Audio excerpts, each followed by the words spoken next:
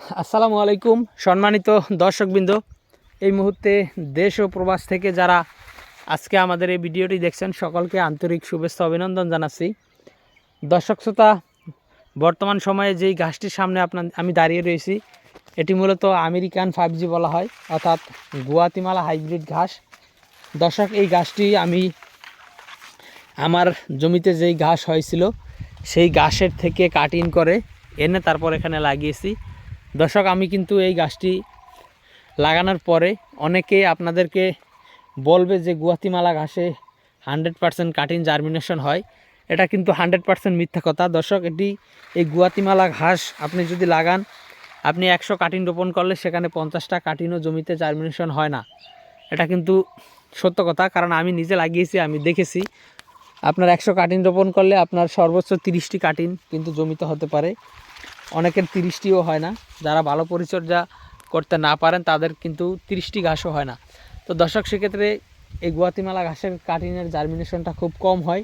সে কারণে আমি বলছি, আপনারা যারা এই ঘাসটি চাষ করতে চান তারা অল্প পরিসরে কাটিং নেবেন এবং অল্প পরিসরে কাটিং নিয়ে তারপর আস্তে আস্তে বাড়াবেন। আর সবচেয়ে ভালো হয় যদি এই ঘাস না চাষ করেন, সেটাই সবচেয়ে ভালো। এর কারণ হলো এটি খুব ঝামেলার ঘাস। এটি যেমন আপনার কাটিং জার্মিনেশন কম হয়, তেমন কিন্তু এই ঘাসে আপনার সময় অনেক বেশি লাগে, প্লাস আপনার এই ঘাস অনেক দিন সময় লাগে। দর্শক, জারা ঘাস কিংবা স্মার্ট নেপিয়ার ঘাস কিংবা জাঞ্জিবার, তারপর দর্শক আরেকটি নতুন জাতের ঘাস বাংলাদেশে এসেছে, সেটি মূলত সেই ঘাসের নাম হলো তাইওয়ান হাইব্রিড ঘাস। আমি সাজেস্ট করব যাদের জারা কিংবা স্মার্ট নেপিয়ার রয়েছে তার পাশাপাশি আপনারা তাইওয়ান হাইব্রিড গাছটি লাগাবেন। সেই গাছটি প্রচুর ফলন হয় এবং আপনার খুব কম সময়ে, অর্থাৎ বর্তমান বাংলাদেশে সবচেয়ে কম সময়ে যেই ঘাসটি হয়ে থাকে সেটি হলো তাইওয়ান হাইব্রিড ঘাস।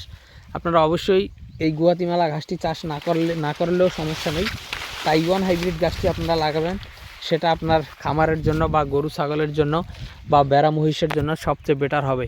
তো দর্শক, আমি আজকে গুয়াতিমালা ঘাসটি আপনাদেরকে দেখাচ্ছি।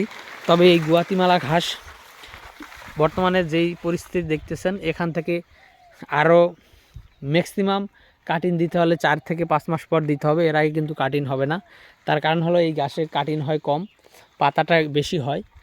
তো দর্শক, আমাদের এখান থেকে কাটিং আমরা যখন কাটিং হবে তখন দিতে পারবো। তো দর্শক, আমি বারবার বলছি, আপনারা গুয়াতিমালা বেশি চাষ না করে অল্প পরিমাণে চাষ করবেন। এবং তাইওয়ান গাছটি একটি নতুন ঘাস এসেছে, আমাদের কাছেও সেই তাইওয়ান ঘাসের কাটিংটাও রয়েছে। আপনারা চাইলে আমাদের কাছ থেকেও সেই তাইওয়ান ঘাসের কাটিং নিয়ে লাগাতে পারেন। তো দর্শক, আজকে ভিডিওটি এখানে শেষ করব। সকলকে অসংখ্য ধন্যবাদ।